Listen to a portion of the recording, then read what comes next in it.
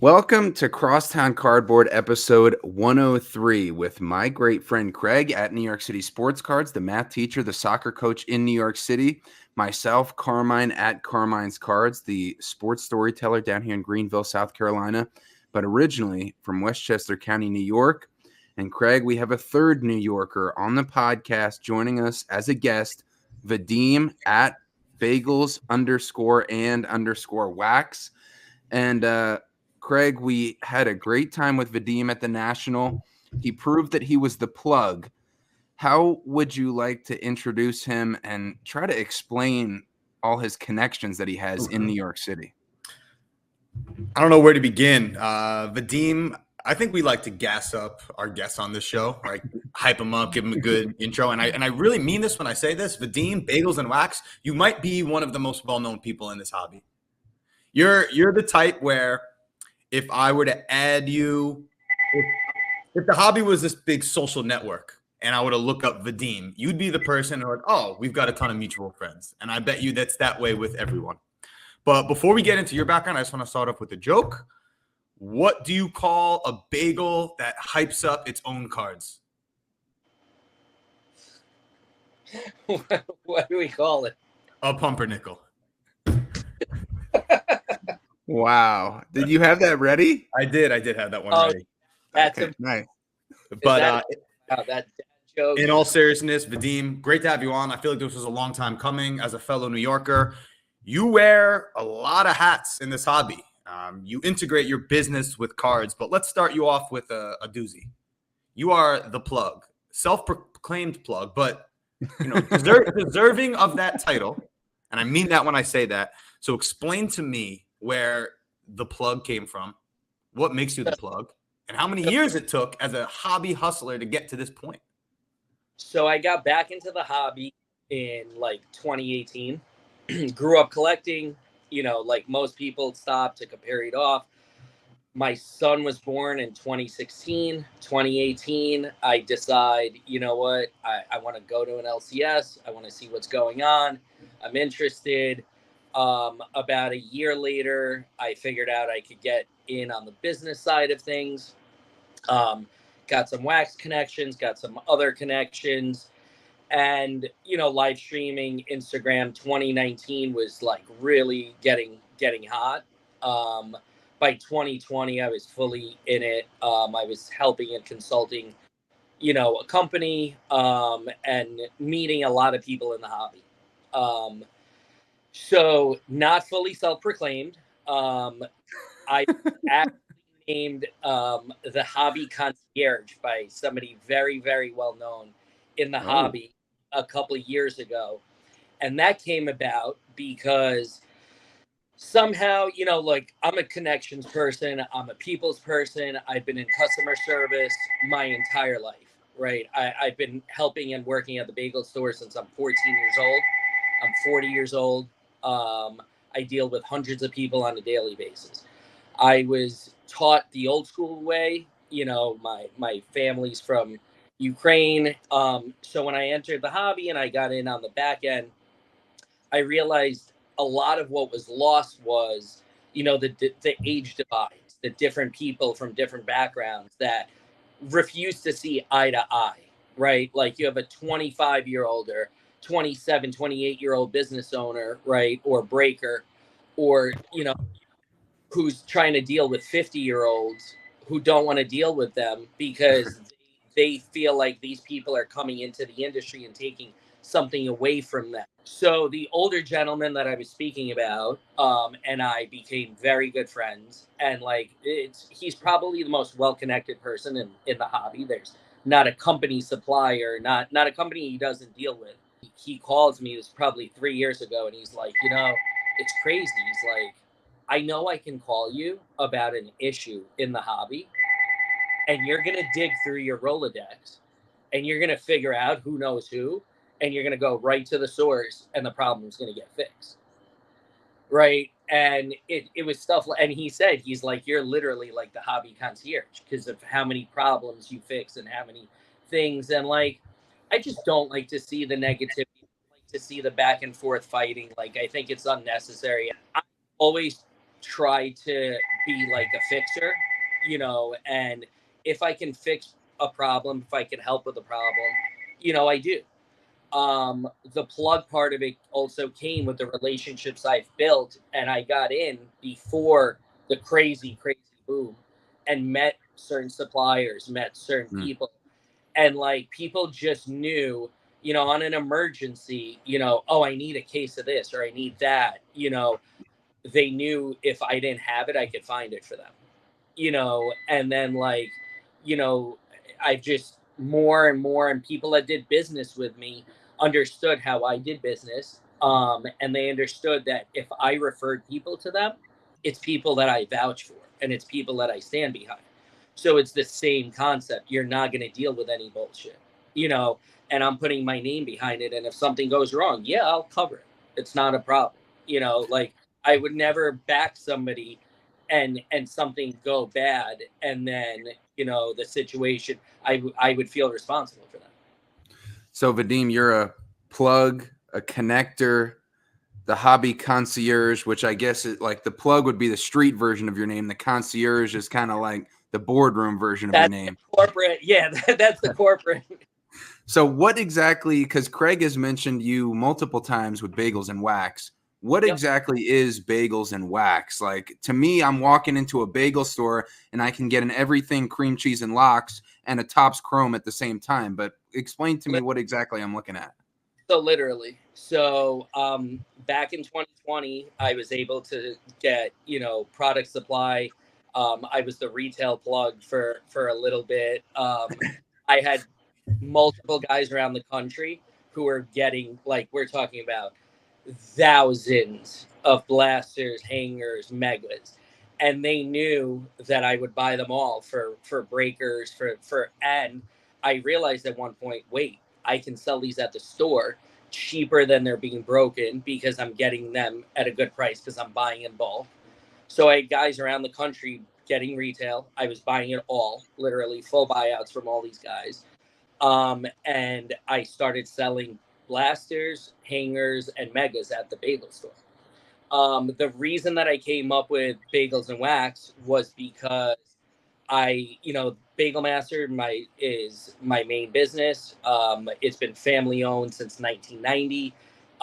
If anybody looks at the Instagram, it's a very, very food oriented, it's very professional. I need a Jennifer wrap. Yeah, it's a very professional account. And I was like, wait, I want to sell singles. I can't post my card stuff here. What am I doing? Right.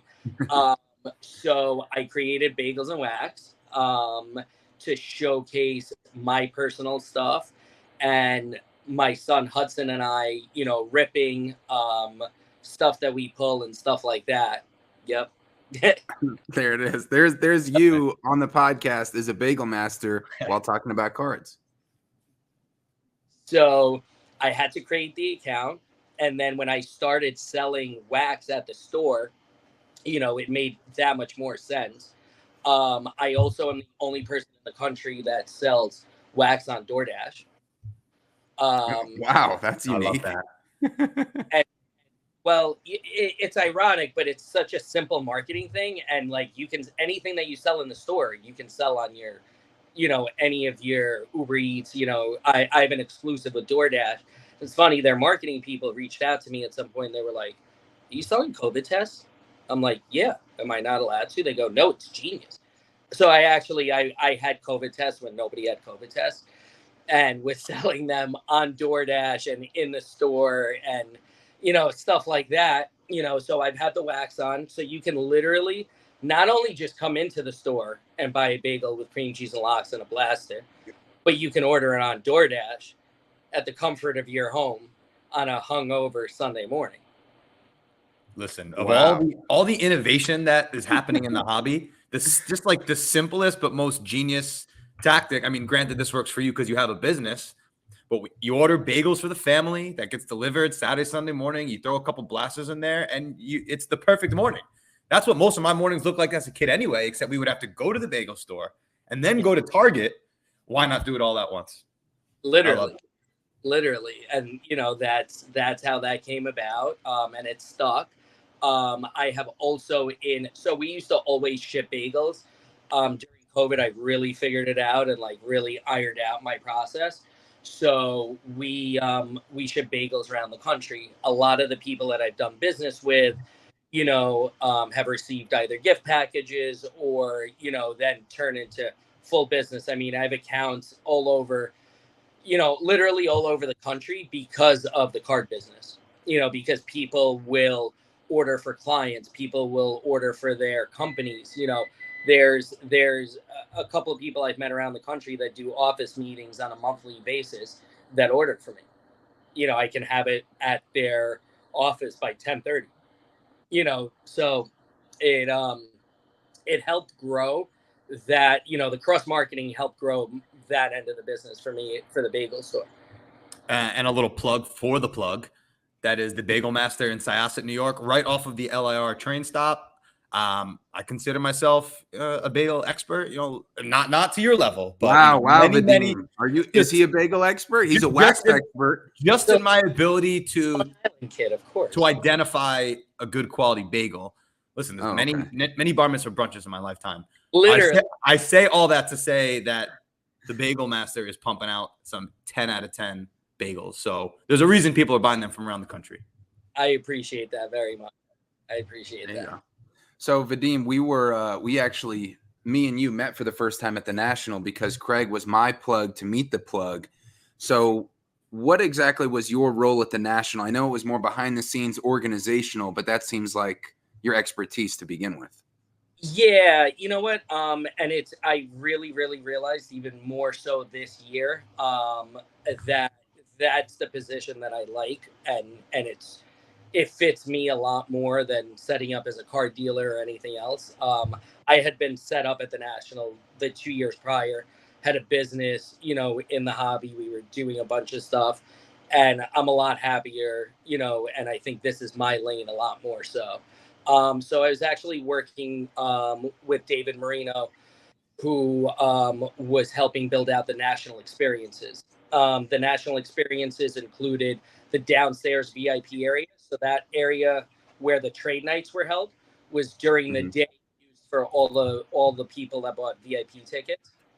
And they got to hang out, do whatever they need to, and enjoy that area, whether it's just resting or, trading and doing whatever they chose to do. That part of the center was also used for the 3 trade nights that were held Thursday, Friday, and Saturday. And we helped the organization with that.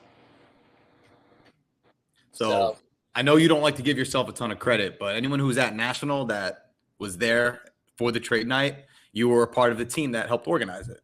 So let's give you your flowers is all. It seemed like you, Vadim, you were talking about your conflict resolution ability with, building your hobby concierge qualities and your business partner to straighten things out. What were some of the biggest challenges because there were thousands of people coming to that trade night, people trying to get into the early line, people waiting in line, probably getting frustrated. What were the biggest challenges to making that thing run? I mean, look, you can pre-plan as much as you want, and until it's showtime, you don't really realize, what the issues are. And, having thousands and thousands of people waiting online. Thursday was a little tougher for us because we didn't figure out, that we should have the line pre-started, hours in advance, and stuff like that. Telling people no, ultimately stinks, right? But there's building capacities. This is a professional building. This is a professional, business. The National, this was all part of the National, and the experience with the actual National. This wasn't, this was all in one. And, you never want to tell people no, but there's safety issues. There's fire marshal. There's, so we had somebody with a counter that was counting exactly how many bodies were in the room, as they were entering. We were very careful about pre-counting, how many tables we had, how much room we had, and everything else. I think the learning curve is always very fast when you have a team that can turn around and think about and process it. So I think by Friday, it was smooth as can be. Like we figured out where to put people, where people can enter, where people aren't exiting. Um, this building in particular, obviously it's going to run different in any building, but we figured out the nicks and crannies of like how it would work for this space, and it ran so much smoother. A lot of people left, grateful, and we saw a lot of that. you know and you have to give huge flowers to the sponsors, people that believed, the people that were involved. There were hosts for every evening. There were breaking companies and companies in the space, that all that product that was given away, that all came from all the companies. We were, all the giveaways that were done, whether it be marketing materials, Zion was the sponsor. They gave out stuff. eBay was the sponsor. They gave out. There were a lot of products that were given out from all these companies, and all this stuff was to be given to everybody in the room. On top of that, the companies and sponsors involved were giving away thousands of dollars in wax, thousands upon thousands. Packs were being given out. People were trying to run breaks. It was, like I said, all the plans that we had, we were originally, when the plans were being made, there were going to be giveaway breaks where people in the room, were going to be given spots and breaks. The break was going to happen. They were going to be given the cards. And then we realized, like when we're looking at the room and how live and alive the room was, just giving out packs to the kids, letting them pull a card, let's say, of a certain player from the packs in the room, and giving them a better gift, and it made it so much worth it, so yeah. It feels like you're the perfect guy for this job, just between, you already run a business, so you understand developing good personal relationships, your love for cards, but then it seems like, from what you alluded to earlier, the perfect bridge between the older generation and the younger generation. I'm sure some of that stems from you collecting with your son, right? So if you want to take some time right now to really just geek out about cards, because none of this is possible without the cardboard itself. I've seen some of your son Hudson's collection. I've seen some of your collection. Like, what really, like for me personally, when I see a nice chunky New York Knicks patch, it just brings back all these memories to collecting as a kid. So when you're collecting with your son, when you're buying cards for him, when Hudson's looking for things he likes, what are you searching for that's really like bringing you back to being a kid? And it's like, forget about all this other stuff. Like, let's talk about collecting here. So the collecting aspect, the biggest thing for me in 18 was, oh my God, I can actually afford stuff. Like growing up, I couldn't afford Topps Chrome and Topps Finest and, anything higher end, right? And forget exquisite or anything like that, and like being able to afford stuff and the Prism and everything else. I got Hudson started on actually the Panini sticker books. And so another thing that I've done is like with Hudson School and some other, I've done workshops for kids.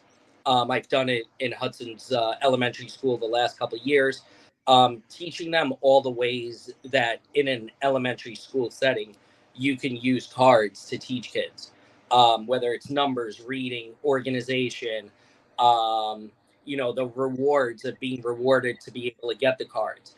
So, I think it's so important. So many cards are thrown out on a daily basis by breakers, and like, we don't care about base, and it kills me when I see, people not, I take in donations all year long to give it to, to give those cards to kids all over.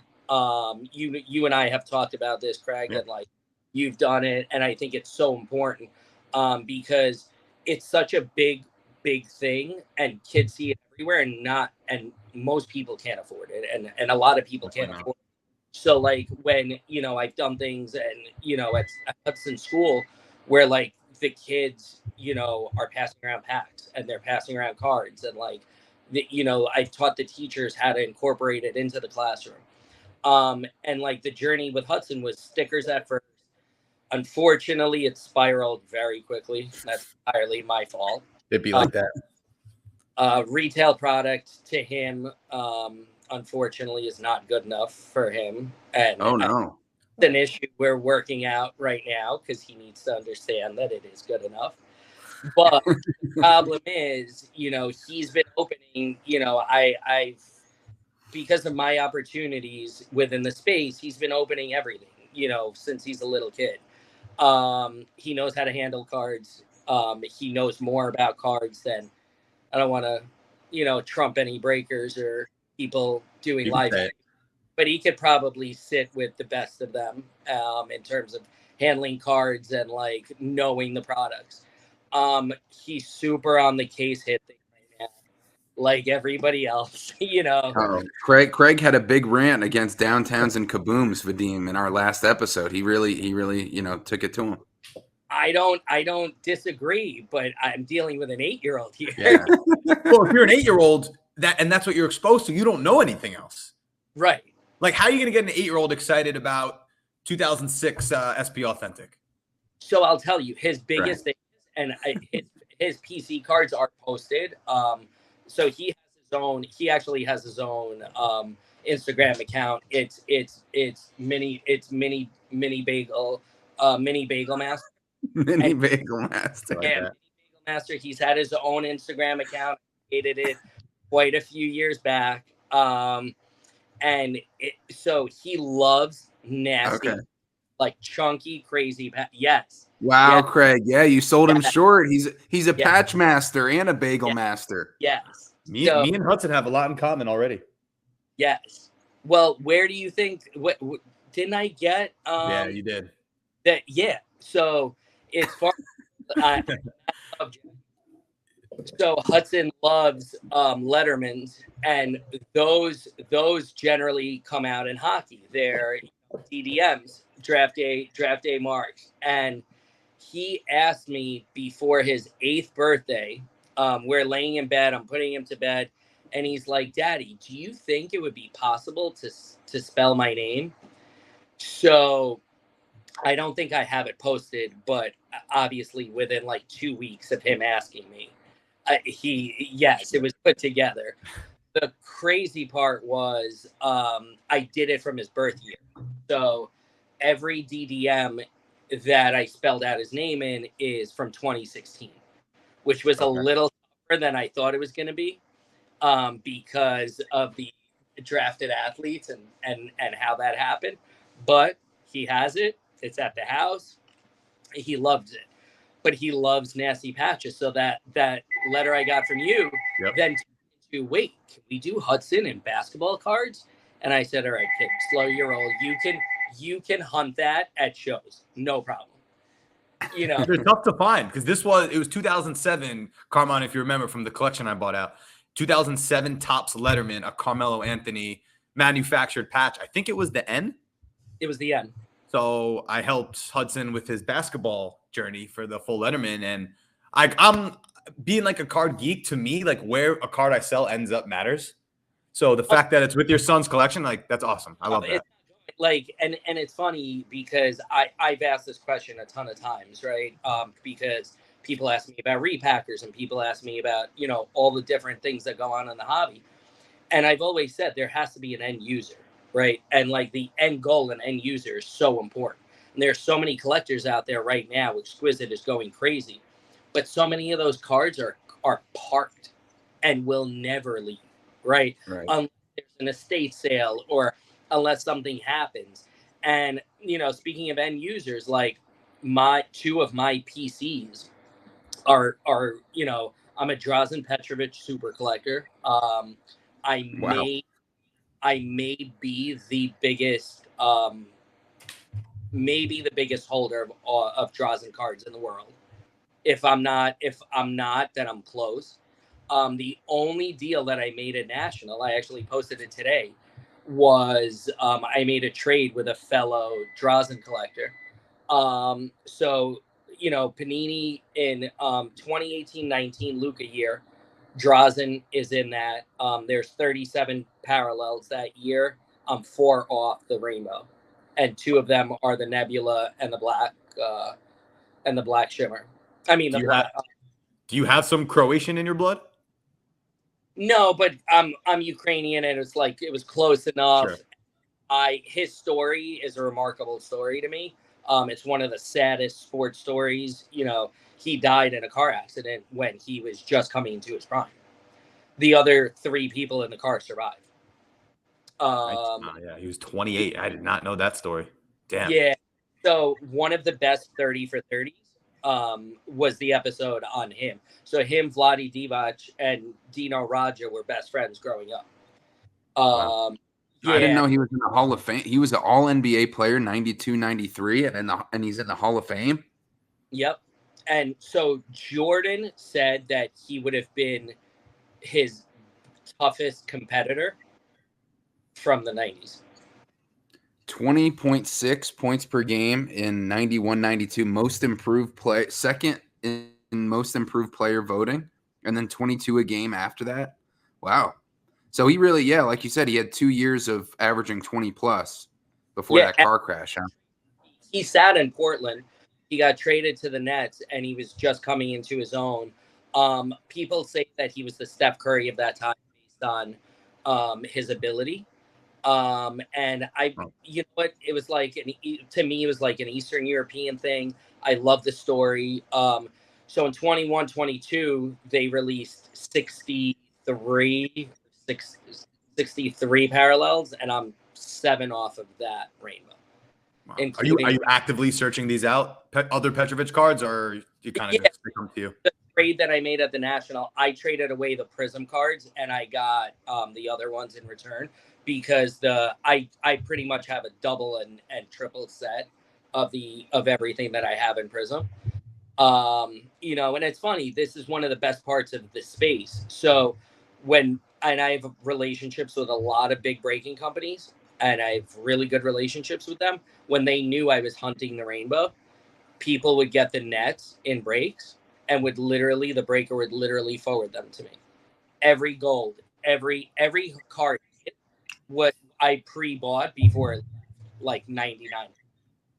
Never left the breaker's possession, and I would buy it directly. I would pay the people out, and that's like the greatest part of the hobby. So Hudson and I've limited it to, we're just opening 1 day a week now. It was like a full disaster before. Fridays is rip days. We come up with stuff to rip. He gets to keep whatever, but if we buy cards, if I'm paying for them, he has to trade out of his briefcases to attain the cards. I'm trying to teach him values, and I'm trying to teach that. It's tough at 8, especially when, he's been handed a lot of opportunity and a lot of things. And I will always give him as much as I can, but now I'm really trying to teach him the lessons and the importance of all of it. And to me, it's like teaching an 8-year-old, like, what, I want means you have to give up something that the other person wants. Actually, he saw, it was at a show, I think last year or the year before, there was a dealer that had a messy Eminence. I think it was an auto. It may have been a patch auto. He happens to have a couple of Jordan rookies, and like one of them one of them was up for sale, and we bring cards that he's willing to trade or get rid of. So he came over to the dealer. The dealer's actually known him since he was a little kid. And like since he's, since we've been around the hobby. And he came over with a bunch of cards to try to make the trade. And the dealer, it was actually a fair trade financially, but the dealer didn't want the cards that he was offering. And, that was a hard pill to swallow. He had to learn that you can't just get whatever you want, even though you want it. The dealer tried to put it on me, and I reminded them that they've known him since he's 2, and they can tell him the bad news. Can't just be dad telling him the bad news all the time.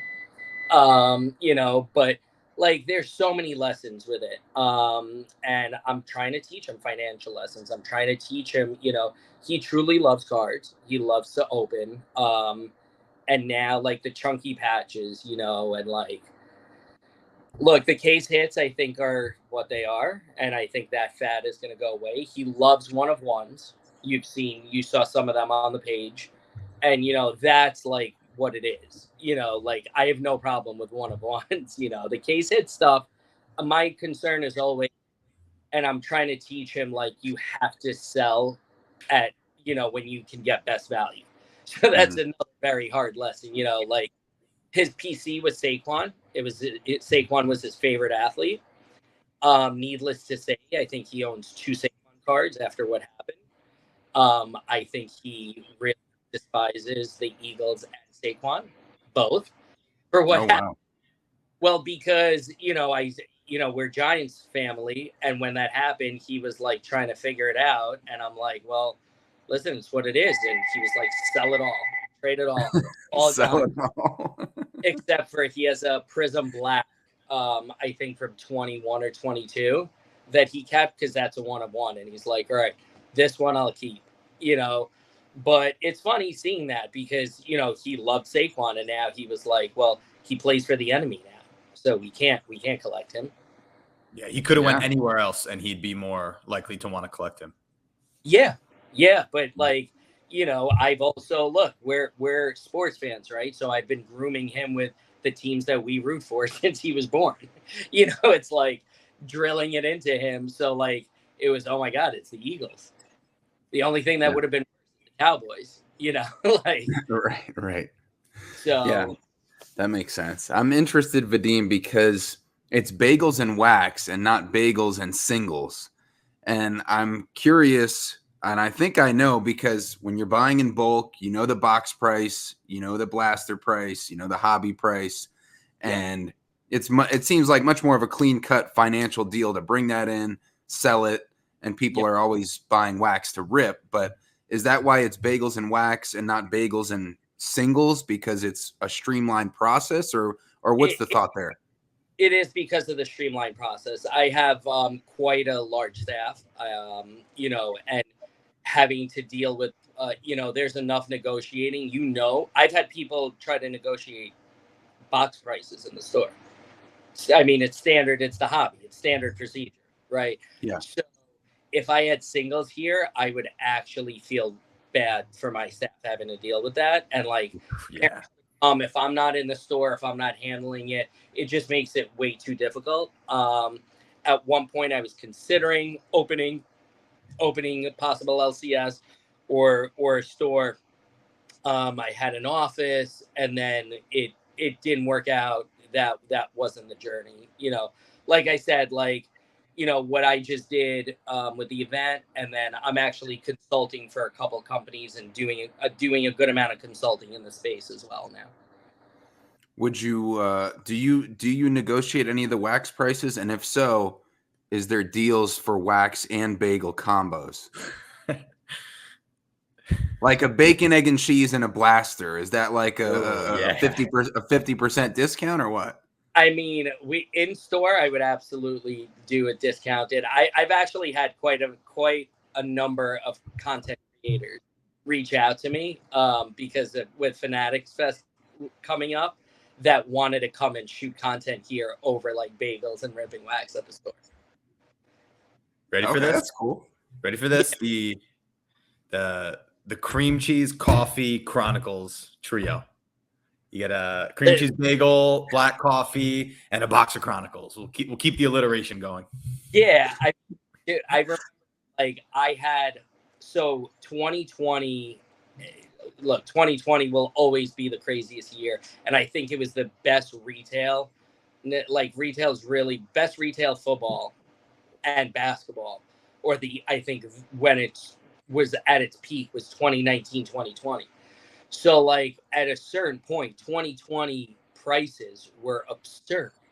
Like, and I was getting them on good deals and being as fair as possible, because look, I have a very old customer base. I'm not here to, to rip them off on, whatever I'm marking up, let's say 10%, 15%, something like that, which is a fair amount. They would come in and like look online. They're like, oh my God, it's so much cheaper. And then ask for deals. And I was like, yeah, no deal on, no deal. I'm already giving, a deal. but there was a certain point where I'm like, if you're buying a 2020 blaster, at one point I think they were like, actually I think they still are like 150, 160. 2020, I could believe that. 2020 Given the quarterback class, yeah. Oh yeah, no, it's insane. It's and that product actually wasn't it. They started the print went up in 21. So I was, you're selling $150 blaster. Sure, I'm absolutely giving you a bacon, egg, and cheese to go along with that. Absolutely. Oh, okay, so it's the sandwich. It's the sandwich or bagel that's free, and not the blaster and the and the box. In New York and product. going full in. No, that makes sense. Why that would be the deal. What is are you doing anything for Fanatics Fest, Vadim, or do you have a role in that? I'm going to be a dad. I am bringing Hudson. I'm bringing Hudson on Saturday, I believe. We're doing a full son dad day. A couple of the companies that I'm actually consulting for will be there. I told them dad day is off limits. There's stuff where I'm pre-working with them on. So I think, look, it's not a card show, right? That's not the where that's going to be going. People want to see a card show that weekend. It's East Coast National, which, by the way, East Coast National is one of the oldest, best shows in New York. Oh, you'd be the right person to ask. Yep. Did Fanatics Fest plan this purposely with East Coast National knowing, or was it kind of just like out of sight, out of mind? They don't even care about East Coast National. So it's hard to answer. I'm going to disclaimer this. Okay. The information that I'm giving is not coming from any sources, but my own personal opinion. That's really what I think they naturally were completely out of sight, out of mind. And don't forget, like, the Javits Center is not exactly a very, like, they have a schedule. They have a tough schedule. There were only certain dates that were going to be available. I think there were multiple reasons why Fanatics Fest, becomes a tough situation. Look, the biggest, best show of the year just happened. The National just happened 2 weeks ago. People, look, let's use repackers as an example for card shopping, right? Repackers need X amount of product, X amount of inventory. It's very important for them. They go through, especially the biggest companies, millions. I spoke to several repackers that at the National were spending over $1 million. And that's multiple that were over 2.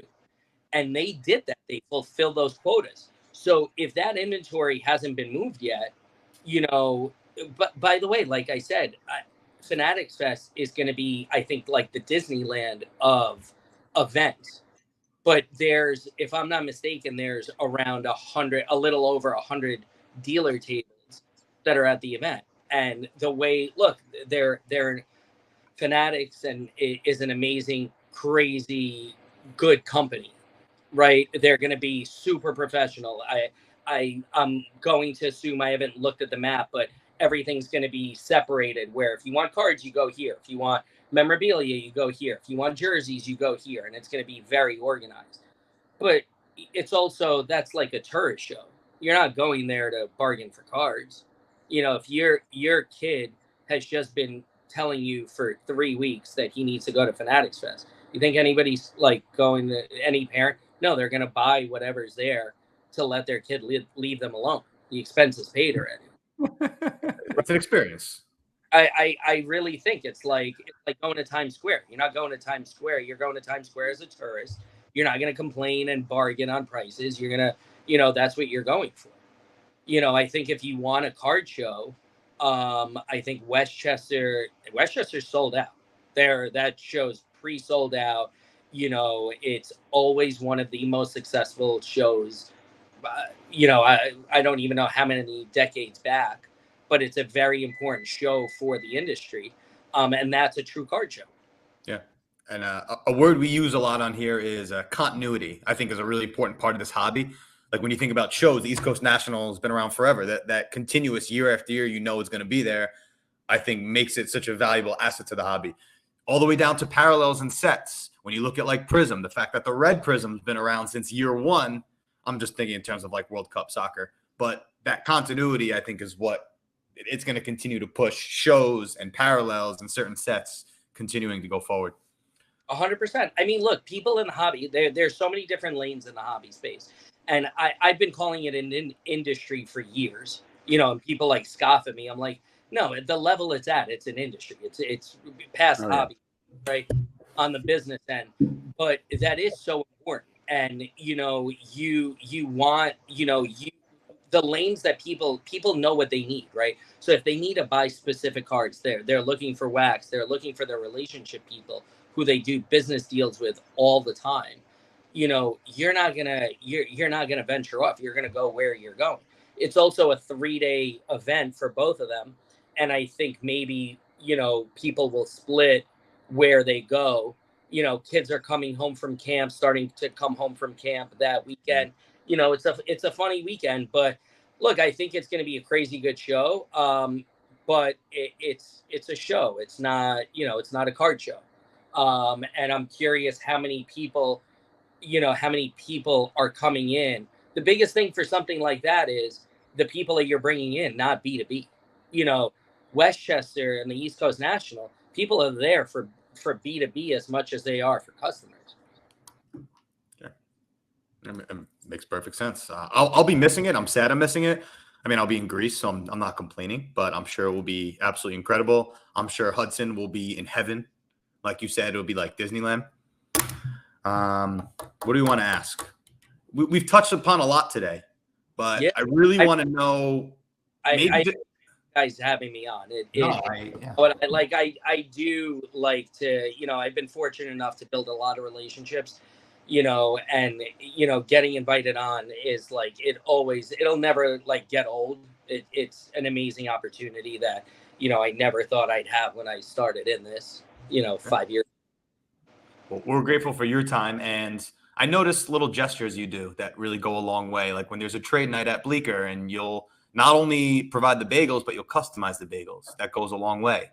Like when my sister had her baby naming on Long Island, and you provided the gluten-free challah that she needed, like that's special to me. And that's how you form a relationship for life. So I'm grateful for that. But we touched upon a lot, right? So I'm sure you could have an hour, 2-hour conversation about this, but maybe just in a few minutes. Yep. Think about collecting with your son, thinking about what collecting looked like in 2018, seeing what Fanatics is doing going forward in the future. Like what's working right now, what's not working right now in this hobby. And I'm not going to use like the 10X. That's just like, it's cringy and it's just kind of unrealistic, but I've found joy in collecting cards since 1998 and I still do today. Like what needs to continue for that not only be sustainable for us, but for the new generation to enjoy this and really for it to not just be money flipping, but just the love of collecting in the cards. So I think a very important thing that and I see them doing it, they need to listen to a lot. There's a lot of smart people in this space. And what they did originally was, look, they hired the best of the best, but they hired the best of the best and not from this industry. They hired the best of the best from financial industries and places, outside of there.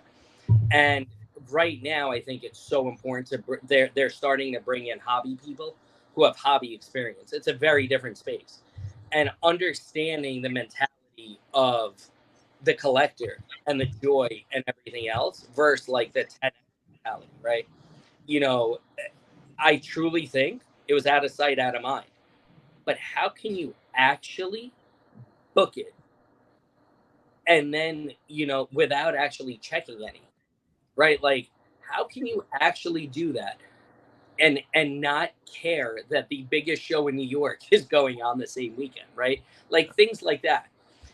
The other side of that is, I think when you're a liquid successful company that is very, active, you can make changes very fast, right? You can transition and adjust.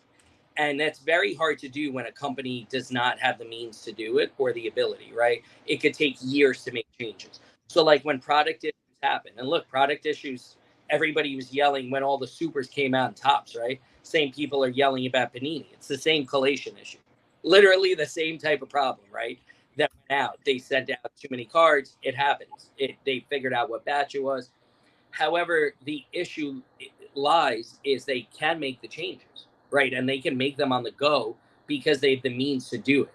So if you bring in the right people, and there's so many right people in this hobby that understand not just the hobby, but the business aspect, the collector's aspect, and Fanatic starts listening to them. They have a lot of people on their team. I've met a lot of them, and I've spoken to a lot of them. And the big higher ups have this like, oh well, what we're gonna do? No, you're not gonna do it this way because it's failing this way, right? And then now you need to go backwards, so you should be forward about listening, right? They're hiring a lot of people, um, and I think they really need to listen. Look, Mike and the team, Michael Rubin and Michael Mayhem and the team came to the trade night on Thursday, and they were buying cards. Michael Rubin is buying cards, and he was buying cards from people at the show. It wasn't a showy thing. It wasn't a one of the most important things that I noticed. And you got to give the guy flowers. He won't speak to one of the kids without asking them their name first. Literally stops the kids. What's your name? The kid's talking. No, please tell me your name so I can speak to you. That level of respect and like being that kind of a person goes a very long way. He hustled and he grew. He didn't become what he is overnight, and and showing that and being at a trade night and actually like, I was speaking to their security team and whoever was there because I felt bad. Like they were being attacked from every like they couldn't move. But he was there enjoying it, and he was there being a part of it, and that's very big and very important. So many people do it for views and this and that. He's in there literally, and he had said, I had overheard that he's buying X amount of cards for people. People see and have a different confidence when the owner of this massive company is in it, right? And it's not just he's not out there going, oh, I want tops. No, he's looking at cards. Kids are coming up to him. People are coming up to him, showing him different things. And he's like, well, I like this for this reason. I like this for this reason, and he's making the purchases. I think they need to get the trust back from, I think some trust is lost. It's ironic though, because everybody was hating on Panini for how long? Right? And now it's like, oh, well, look at tops now. People will always be upset. Nothing will ever be perfect. But it's a matter of changing it and adjusting it on the go that makes it a better experience. One of the things, and it's something that you do, and you deserve flowers forever for because of what you do in the space, Craig, and like giving out the cards and like hosting the club that you do and doing all that, right? And like growing and like why I'm going to Hudson school and going to inner city places to give out cards because ultimately that's what's going to grow, right? People find a passion and a love for it. You know, people, as I said, I've been on the consulting end of this and a lot of people, and I have quite a large network and a lot of finance people in 21 asked me why I wasn't going into NFTs. I didn't believe in NFTs and I truly didn't have a connection with NFTs. And I think NFTs are going to come back in a more successful manner. But there's a nostalgic aspect to cards. And like you asked, like, why do I collect Drazen? My other PC is Pavel Bure. Pavel Bure was the Russian Rocket. I was an immigrant kid that came from Russia when I was 6 years old, and this guy was lighting up the NHL. That was my connection. That will forever be my PC, right? And stuff like that. And like, if you get it out to the kids, and this is like why, like, if they see this and like, kids getting them for free, like the kids that can't afford them, those are the kids that are going to grow. And like me teaching Hudson and Hudson going to school. So like we've done workshops now 3 years. Hudson led the workshop this year. Like I stood there and I was in shock. Not in shock, but you have an 8-year-old leading a classroom showing them how to open packs, how to, why he collects, what he collects, and showing them. And that's a passion, right? He loves it. He literally told me, go stand over there.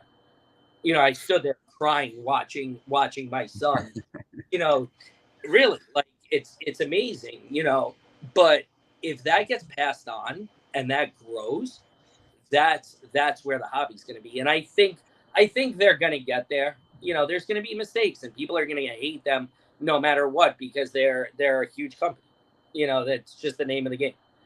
So yeah, I mean, that one hit home. I don't have kids yet, but seeing my card club students set up at the Bleecker weekend events without my help, without my guidance, well, I gave them plenty of guidance, but in that moment, you get what I mean. It was like 6 months of here's the cards. I'm putting them in your hands. I'm going to put you onto some game. We're not going to talk about money first. We're just going to talk about the cards, the sets, your favorite teams, your favorite players. And then as the love grows, then you could start talking about the business aspect of it. I think if you have a new collector and the moment they get into it, you start talking about values, you will not hold on to them long term. And I believe that very, very firmly. You're creating flippers. Yes, correct.